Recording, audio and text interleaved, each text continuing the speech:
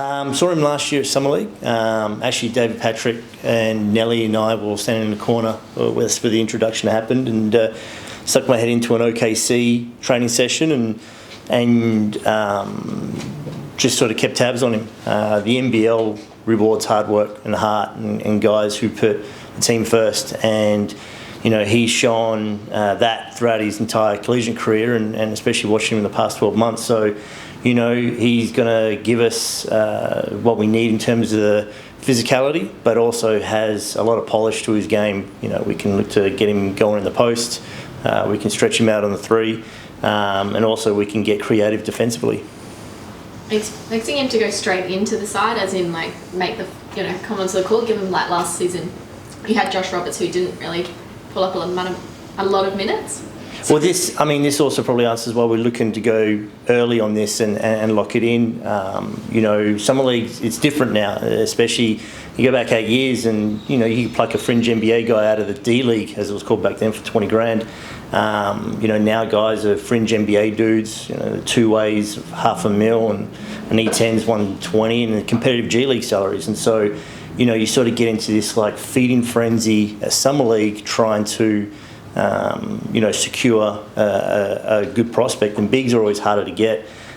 We had a guy lined up, and then for whatever reason went down a different path, and Summer League had gone, and our B, C, and D's options were gone, and Josh was fantastic, but it wasn't our first choice, and there was things that we struggled with in his debut season. With Tanner, it's completely different. We know exactly what we're getting, and now we can start to design a playbook that's going to accommodate him, but also the compatibility with the bigs that we already got and our roster is a perfect fit. With where he's at in his career, what made Cairns kind of enticing to him? What was the selling point? There's a lot of connection he already knows about Australia. As I mentioned, David Patrick was assistant coach at Oklahoma when he was there. Eastern Washington, he's played with Mason Peatling and Robinson, and so he already knew of the NBL and Australian basketball, and obviously just talking with him and what his ambitions were and the platform that we can provide, there was a lot of things that aligned. So the NBL rewards dudes who are about the dirty work and doing all the things that not everybody wants to do or is capable of doing. And he doesn't take possessions off. He's the guy that's going to be scraping for the loose ball halfway through the second quarter where, some guys take the foot off the pedal. So, I'm really excited to get him down here.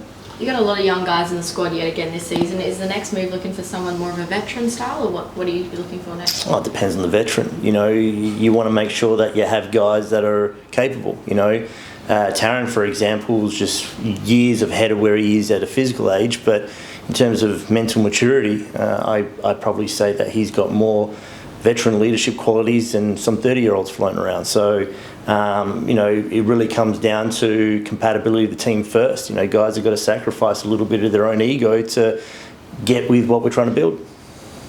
What kind of personality is he expecting to bring off the court and add to the team in that way?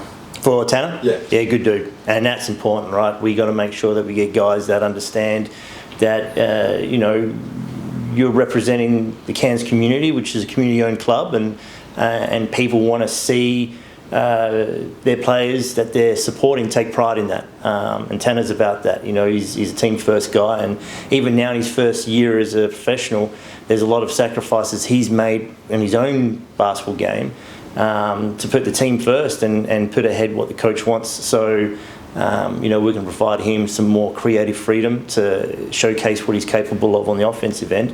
But he's about winning, and he's about the team, and he's about the community. And him and his fiancée, soon-to-be wife, are looking forward to getting down and enjoying Cairns.